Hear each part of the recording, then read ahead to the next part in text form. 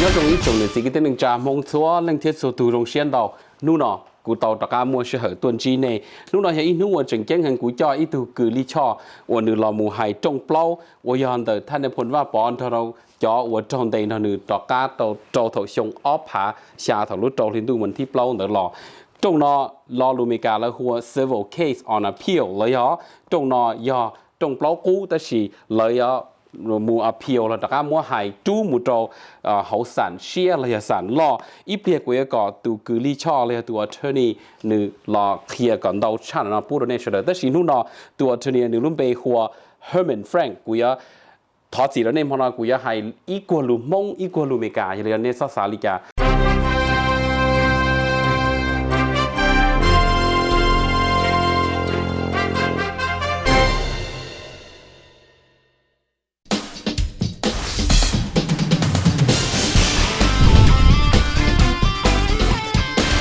Ladies and gentlemen, welcome to Hmong Report. With me here today is attorney Herman Franck. Nice to meet you, sir. Thank you. Nice to meet you. Thank you. And I have already apologized that we will be speaking Hmong and English.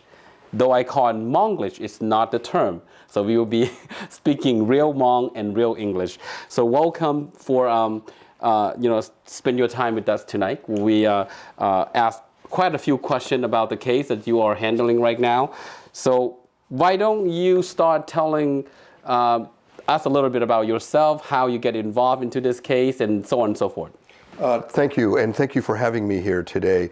I am a civil lawyer, which means I'm a lawyer not for the government, but for private parties doing lawsuit. Some time ago, I did a completely unrelated Hmong case involving a funeral program. That got me into the Hmong world. It was just a case that came in the door, so to speak. I'm a private lawyer. I did that case. I did another Hmong case after that on behalf of a Hmong doctor. And so I just kind of got in the Hmong community. And then I heard, it was quite a famous case, the criminal case. There were big news articles about it. I mean, it was something I read on the front page of the Sacramento Bee. And then somehow, I forgot exactly how, but I was connected up after the case ended with Nia VANG, and he and I talked. And we got the idea.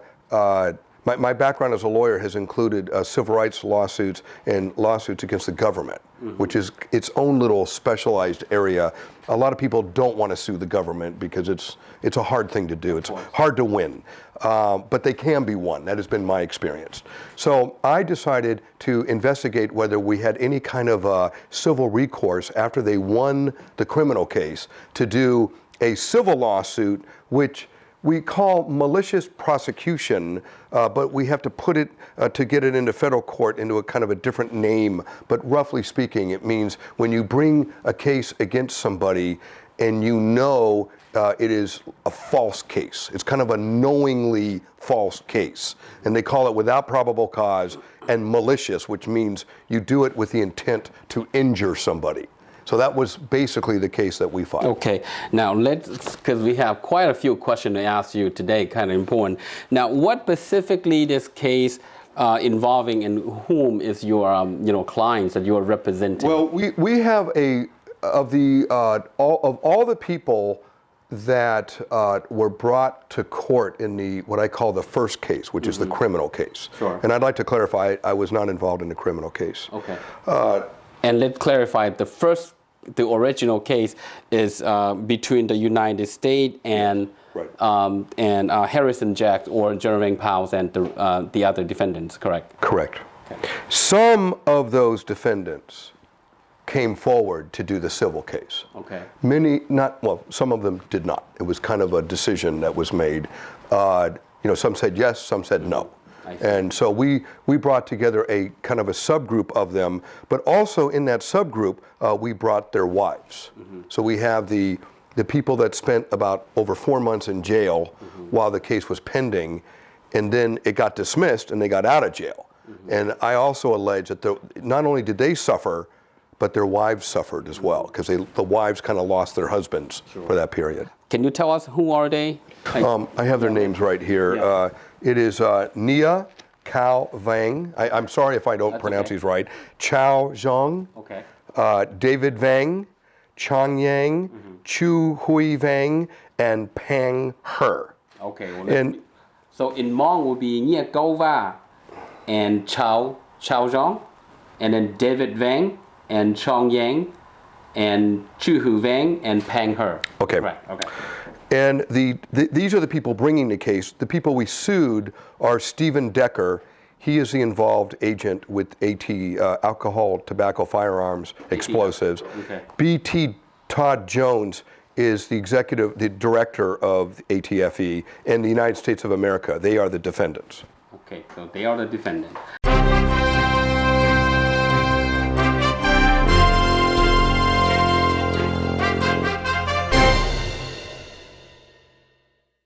Can you tell us about the history of oppression, slaughter, and other mistreatment of the Hmong people in Laos and the connection to the lawsuit that you're involving right now?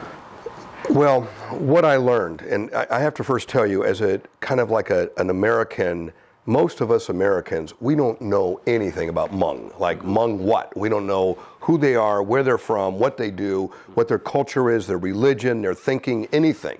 So as a lawyer, just really accidentally get into representing Hmong people, and I learned about what happened in this case. I learned something that I was quite shocked, that there's a practice in Laos where it is legal, basically, to kill a Hmong person. You can walk right up to them and shoot them.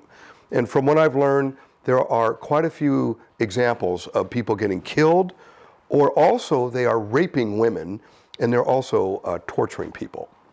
That relates to my case because the ATF agent, Decker, came to the people, the Hmong individuals, and said, you know there's a big problem in Laos. You know they are killing your brothers and sisters. We want you to help us do a kind of war over there to stop all that. There was a connection in that the proposal was by the US government to have the Hmong people bring about a kind of military solution to the problem of murdering Hmong people all the time in Laos. Okay. So there's to me, the first issue really is that one. Because that issue right there, which I understand is still going on, that was the whole theory of like, let's fix that problem. And one of the things that unfortunately could be missed in the case, since the criminal case is over, they dismissed my civil case, the problem in Laos still goes on. Those people are killing Hmong people, murdering Hmong people, raping Hmong people, torturing Hmong people. And I've heard rumor that there are government-sanctioned rewards, like you get paid money if you can prove it. It reminds me how we used to do with Native Americans. If you would get paid for a scalp. It was legal to kill. It's like a weird. You get a reward for it. You get a reward. And I don't know exactly the proof on this. I haven't gone over there. I haven't investigated it. But from what I understand, this is a real practice. It's a form, really, of a kind of genocide, where the Laotian government, for whatever reason, wants to eliminate all Hmong people from Laos. Okay. So let's go back a little bit on this case. So this civil case that you are involving with starts in 2012? We filed it, yeah, thank you. I was looking at the dates. May 2012 is when we filed it.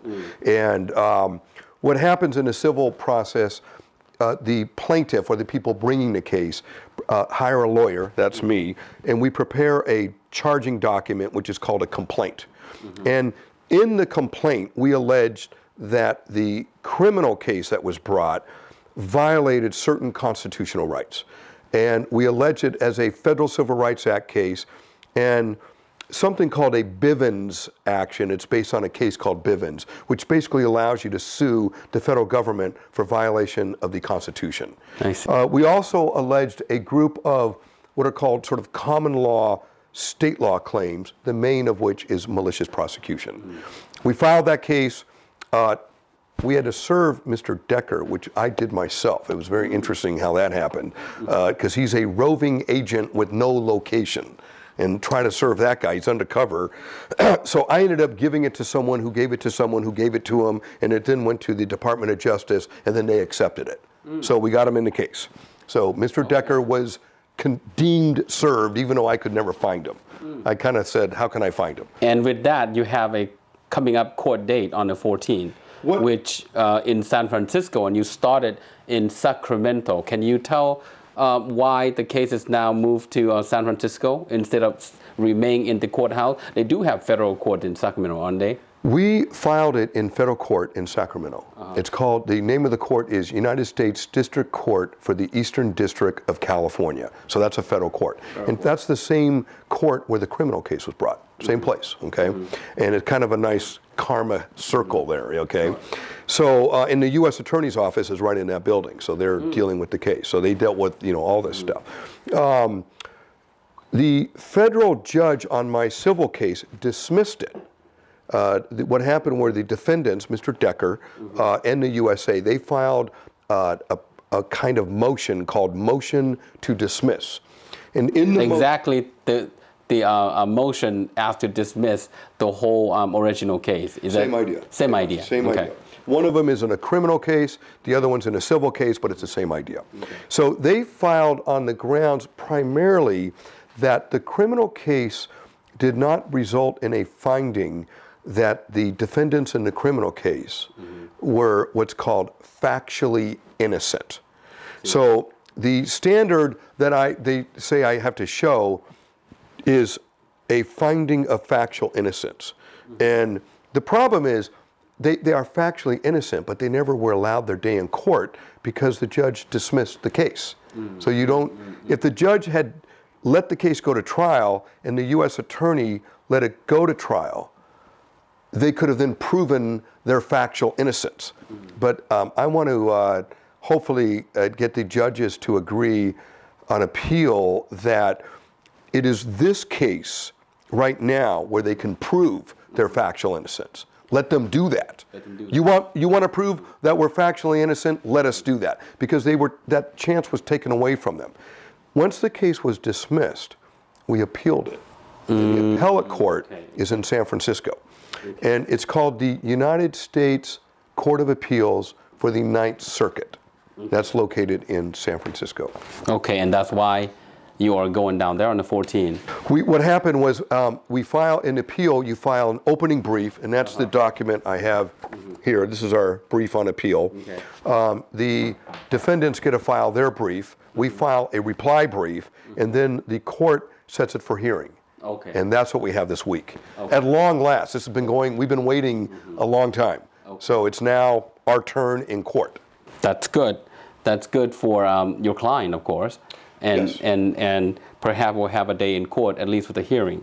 Well, I'd like to point out in the criminal case, they didn't really get their day in court. They filed a motion to dismiss. The criminal judge agreed and dismissed about half the case, not all of it. Then the criminal judge, the judge on the criminal case, the rest of the case would have gone forward. And then they could have proven their innocence. But the U.S. attorney on it, on their own act, filed a motion to dismiss. And what they said, it's a very small motion. It's like a 2-page document. It just says, in the interest of justice. In the interest of justice. That's it. And it doesn't say, because we think they are factually innocent, which of course they wouldn't. They wouldn't say that. I would not expect them to ever say that. So that motion was granted. Of course, the defendants in that case wouldn't oppose it, because the rest of the case will be dismissed. Yes, we want that. Once that was done, everyone gets to get out of jail. Go home. So they didn't get their day in court because it was dismissed. In my civil case, at the first level in district court in Sacramento, they never got their day in court because it was dismissed. It's kind of what we call a catch-22, where you can't achieve what they need you to achieve because what they want is a determination of factual innocence. And on appeal, actually, will be the first time we're actually able to say that in court. So really, the 14th is our first day in court on all of this stuff, in a way. Okay. It's the first time. You have answered quite a few questions that I have in mind, but into that very question, I think a lot of Hmong around the world did not know that the case was dismissed not because of the attorney from all of the defendants at the original case, but also filed by the attorney, the United States attorney, which is Attorney General Office, is it correct, or Department of Justice? Department of Justice, Attorney General. Also, they had a special. There was a special attorney on it. This was considered like. So they filed a motion to dismiss the case. Yeah. Okay. So both end basically that asked to dismiss for the best interest of. The attorneys representing the defendants in the criminal case filed a motion to dismiss. Approximately the whole case, and approximately half was dismissed. And they did a wonderful job on the motion, and they got most of it was gone. It kind of gutted the United States case.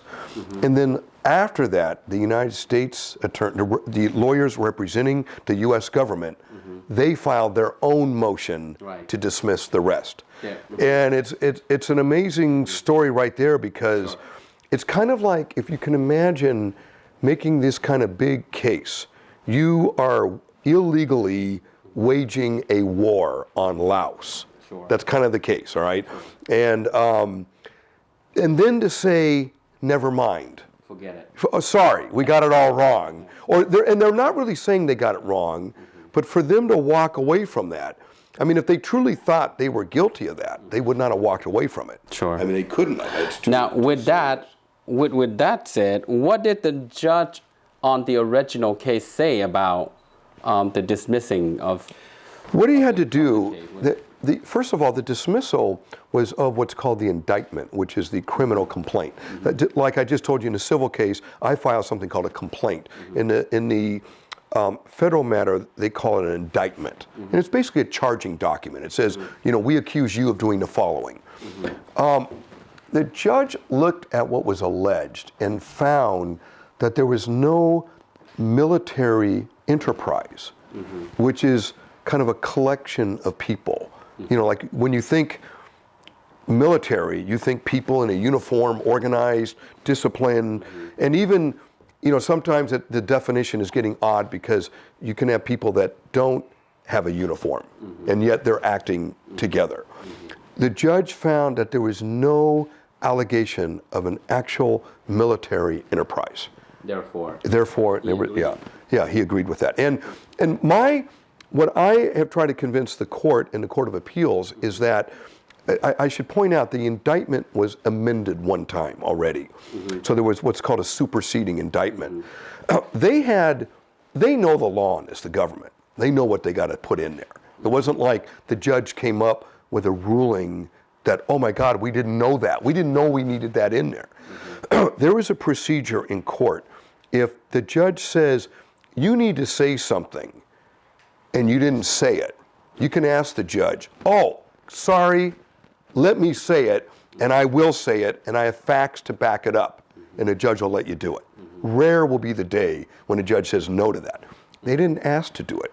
They didn't ask to do it because there was no military enterprise. It just wasn't there. And it's kind of like, that's it. There isn't one. That's simple.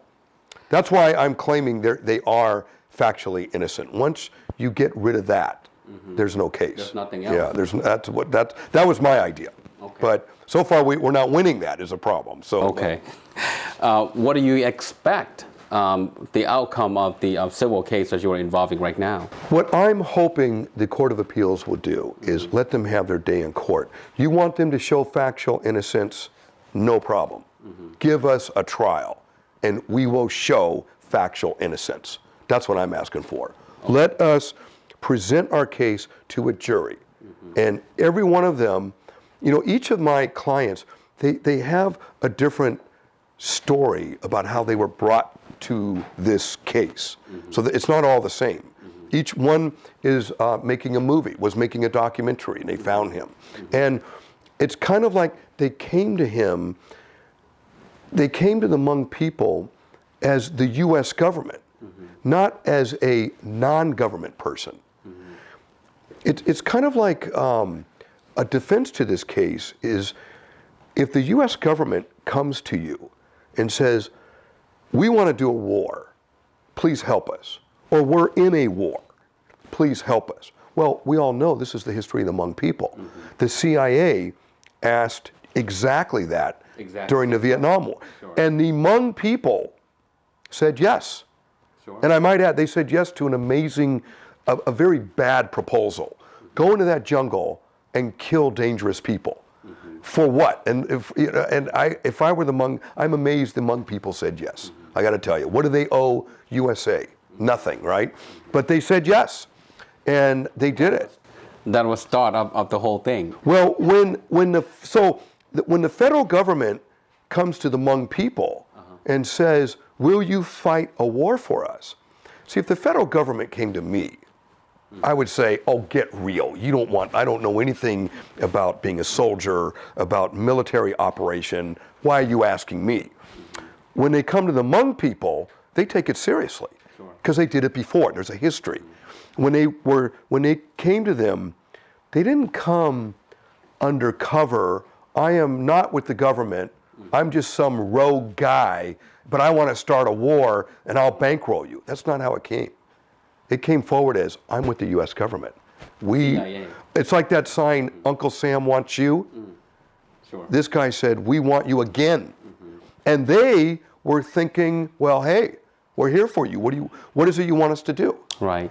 But judging on, I know you said you didn't involve in the original case, but judging from the information and research you have done into the original case and the detail that you know about it, what do you think about the credibility of the original case, the defendant of the original case, their credibility of actually forming a military, force to take over Laos? Here's the way I'd look at it. First of all, forget it. No way. I mean, I think you would need $50 million. Do you know if you ever read budget reports on like what we spend a month in Iraq or Afghanistan, you need such a large amount of money. The people that were doing this, these are small business owners. One of the guys was a police officer. I mean, these are not rich people. They don't have 20 million, 30 million, 50 million to go wage a war. So it was really impossible. But beyond that, they would never wage a war if our U.S. government didn't come to them. I mean, that would just not be on their agenda. Their idea is they would like generally, and they still would like, to solve that problem. How can we solve that problem? And the problem has to do with the Hmong still hide in the jungle. I call it the atrocities in Laos. The atrocities in Laos. That's my generalization for it.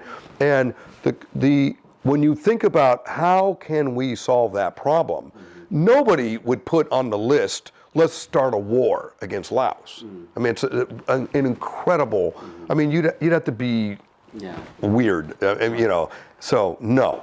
The reason I want to ask you that question to relate to is that a lot of Hmong could not believe, looking at the numbers that being arrested for the first case, is that they will have the ability or credibility to form such a force to take over a country like Laos. That's why the question came up and say, if something come up, maybe I should ask, but that's why I'm asking you. I think it would be the same odds as forming a team to go to Mars. Okay? It's the same odd, like, oh, really? Sure. Yeah, forget about it. I mean, no way. Impossible. Okay. Now, let's go to another question I'd like to ask you is that now that you bring a civil case representing, three individuals of the defendant and their spouse or their wife, why not all of the defendant agree to file like a lawsuit like, in the same lawsuit, will be more powerful that way, isn't it? It would have been my desire to do so, and I would certainly like to have the general as a party. I tried to get everybody, and the concept that some of them had, speaking through their attorneys, was, look, we got dismissed from the criminal case. Leave it alone. If you file the civil case, you're opening it up, and if you open it up, it may come back. There's a risk. Okay. And you know what? I don't deny that. There is a risk. And my clients needed to be brave to say, you know what? That's a risk, yes, but we're going to do it anyway. And they feel very strong about their case, of course, right? Yeah, they were not afraid to give it a green light. Not only, by the way, not only the men, but the wives, because they're in it too. So that brings to the next question. I know you touched a little bit at the beginning. So what is the main allegation of the plaintiff that you filed? The main allegation is that what was hidden, it was a false case. That's the main allegation. Okay, That the criminal case was a false case. It was based on a lie. And the biggest lie of all was that when Stephen Decker came to these people and told them, I'm with the federal government, we want your help, that fact was never presented in evidence. In other words, everything's taped, everything's videotaped, there's all kinds of videos, but that part is not in it. That's off it. So once you push that to the side, what you see is a bunch of guys, sitting in a room where there are missiles and things, okay? And who brought them the missile? Mr. Decker. Okay. Oh yeah, and his group. So, but what you don't see is, hi, I'm Mr. Decker, I'm with the U.S. government and we want your help. That part was deliberately excluded from all evidence. It wasn't mentioned by the government, you would never know about it. And that, if true, is a total defense because, if the federal government comes to you and says, we want you to do a war for us, then you didn't violate that statute. You're innocent. You are factually innocent. Otherwise, General Vang Pao would have violated from the very beginning of the Hmong involved in the United States, even though then he wasn't a United States citizen. You're right, but if for the general to get involved in this, he was the one the CIA came to before. Right. He was the one, I remember, I went to his funeral down in Fresno, and it was a 7-day event. I was there for one of them. I saw the photos, and it's an amazing museum of him. I was very impressed. Again, like a typical American, I don't know a lot about the Hmong people. When I saw all that they did, I was shocked and amazed and impressed. And I'm thinking, there's no way General Val would, after all that beautiful military career of helping the U.S. government, would then somehow betray the U.S. government. He would not betray them. I was sure of it. And the Hmong people I know, they just wouldn't do it. Well, from what I know, there's no way the Hmong would do that. Especially the Hmong who live in the United States. Why would they do that to their own parents? Right. To give an example. But my next question to you is, now that you file the lawsuit, what did the court say about the lawsuit that you filed on behalf of the three of them and their spouse? The court said we do not have a case and dismissed it, and that's why we've appealed it. And what the court said is we must show that the criminal case ended in a manner that shows factual innocence. Not just that you won, but that you were innocent. And this is why I describe it as a catch-22, which catch-22, is a slang. It's a slang, It's where I understand. you can't really, it's kind of like a chicken and egg problem. How do I prove my factual innocence if you dismiss the criminal case and I never get a trial? And I have an answer to that. We do it in my case. We put on the case that they are factually innocent now. And that's one of the things I want the justice to have the opportunity to present your case. It's the American concept. It's a very American rule.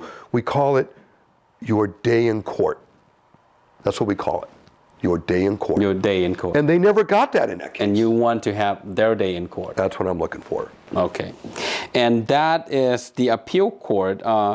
It's in San Francisco. And Yes.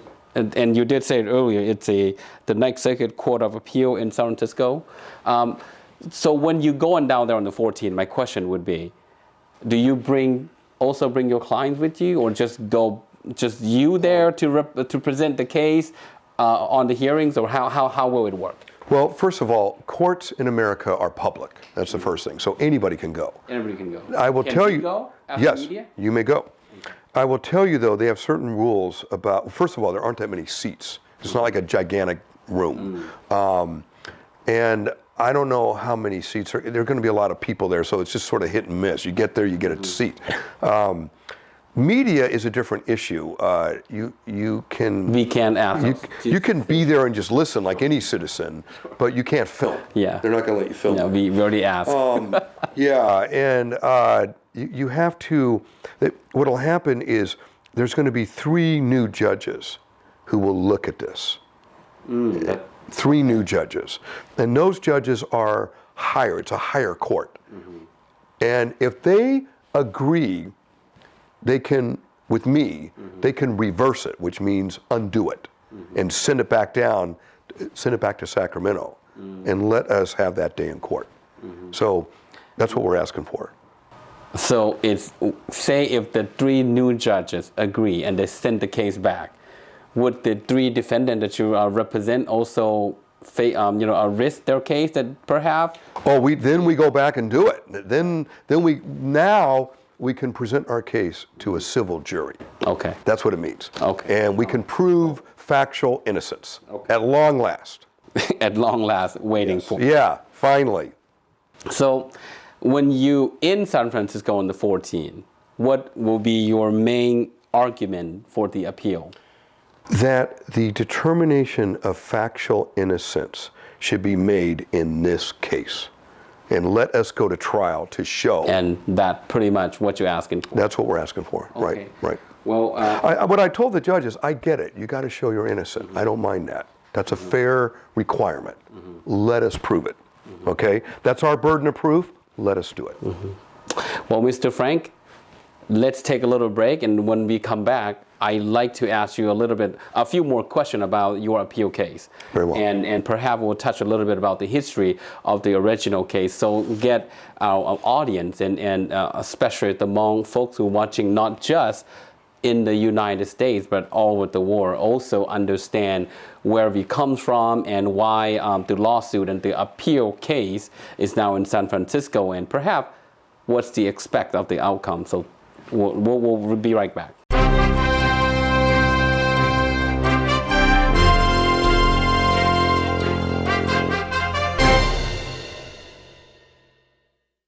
Mình xin tin trả lời rong xuyên đầu của cho này tất cả lần cho tu attorney và law file họ lawsuit law một sở chế bê tu đời cho và trong đề thật thơ rồi đầu trong hiện tu vấn thi plau xong áp hạ xa đời và bê tàu hành bê ta rồi nên đời tất cả là được thải rong gì. So Mr. Franck, welcome back. Thank you.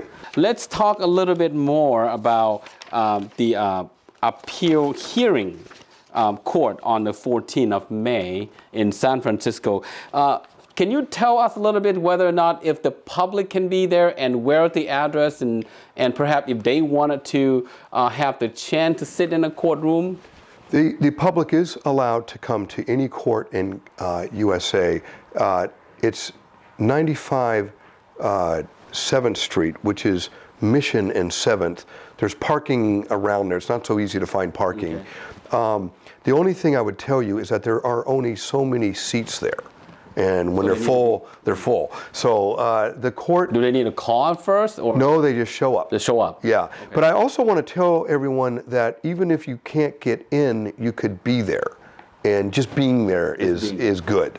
And we're going to be there. We're going to have our oral argument, which won't actually last that long. We might have 15 minutes or 20 minutes per side. Okay. So it's not like an all-day thing. You got to get there in the morning, and I don't know. What time? 9 o'clock. 9 o'clock. And what I don't know exactly when our case will be called. We're going to be on the list. They often have something in front of me. We'll see. Okay. Sure. So please come. Please come. We So invite people. 95 7th Street in San Francisco between Mission. It's basically on 7th and Mission. On 7th and yes. Mission. Okay. At 9 o'clock. So, well, Courtroom 3. Courtroom number 3. Courtroom number 3. Yes. Okay.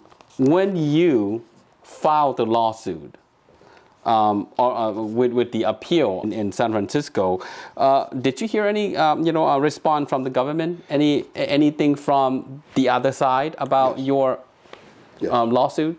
The way the procedure works on appeal, we file a brief first, and then they file a respondent's brief. And in their respondent's brief, what they said was basically what they had told the first court, which is that the dismissal of the criminal case did not show factual innocence. That's what they basically argued again. It's the same thing. They're saying, look, they didn't really say you're guilty, you just didn't prove you're innocent. And therefore, you can't sue us. That's basically. And they hope that will be the end of it. Yes. And it's not, according to I hope it's not. I might add, after we're in the U.S. Court of Appeals 9th Circuit, the next court is the U.S. Supreme Court. So this is almost the highest of the highest, the second highest court. Second highest. Second highest court. Second highest. So the U.S. Supreme Court would be the next one. Okay. And will you take it there if? Oh yes. You will. Oh, okay. Yeah. Oh yeah. All right. Okay. Well. The U.S. Supreme Court, they only take, really important cases. They hardly take any. And I hope this would be one. Okay, I hope they would. I might add, if we win the case and it gets reversed, there's a really good, really high odd that the U.S. government would appeal it to the Supreme Court. So there's a couple ways it could get there. Now, Mr. Franck, the other question I have at the remaining of our minutes is that FIONG's lawsuit on behalf of 3 plaintiffs, the 3 of the old defendants from the old case or original case, not just, according to what I read the whole thing, is that it's not only has to do with the case itself, but also with Hmong, that being, slaughtered, that being discriminated, being chased in Laos. That's why I started the first case and problem to start with. So in this case, how do you plan to argue, the Hmong who also still live in Laos in hidings or previously been slaughtered by the Laos government? Part of it is the issue we have under our First Amendment, which is the right to seek redress, to petition the government for redress of grievances. So for example, if you go to the U.S. government and say, we have a problem in Laos, please help us. You should never be retaliated against or attacked for having asked. Our government can tell you, no, too bad, but they can't do something against you. And one of my claims is that they actually did, once they learned that the Hmong people were interested in solving things in Laos, it's like they set this whole thing up. That's right. It's an act, to me, of retaliation. Thank you. Today we had oral argument in the United States Court of Appeals 9th Circuit on the case that we have filed for malicious prosecution of the underlying criminal case that happened in Sacramento. The good news is the 3 justices that heard the appeal today made quite a few remarks that show me that it looks like we're going to win. I want to clarify they did not make a decision today, but I can tell a lot by the discussion between the justices and the attorneys about what they think. And the bottom line, what they think is that we have a case to be made that my clients were factually innocent of waging a war on Laos, and that the criminal case brought against them was done without probable cause and was done maliciously. Hopefully this case will result in a big decision that will be reversed. It'll go back to Sacramento, where we will then get to prove that my clients, the plaintiffs here, were factually innocent. Thank you. 到我下路上呢，被叫我就多年人呢，就只要被狗一人了，被背人的呢，不能要蒙，要就这些报道还得这给今年的，รัฐบาลอเมริกา呢到超走一两天等级都被我头个你只么不么子，到么 case 那抓不着，也是知道别人忙，我做别多了，将到波都能只系鸟阿美加地呢，就老就落，就鸟太地，就鸟老做地，别么些么子就路在城呢，别啥个路在城呢，政府要做别的这政治的，只要系的，拿到了啥，拿到了我，可能别叫呢小给的呢要小给，农民马路夫妻。这做幾種的，俾蒙嗰度巴路的車動的噻。一路的車拉嚟的車咪干咯，我晒知道俾了，俾人知道些，俾有手攔咗了些，做幾做這個，冇做好幾樣嘢。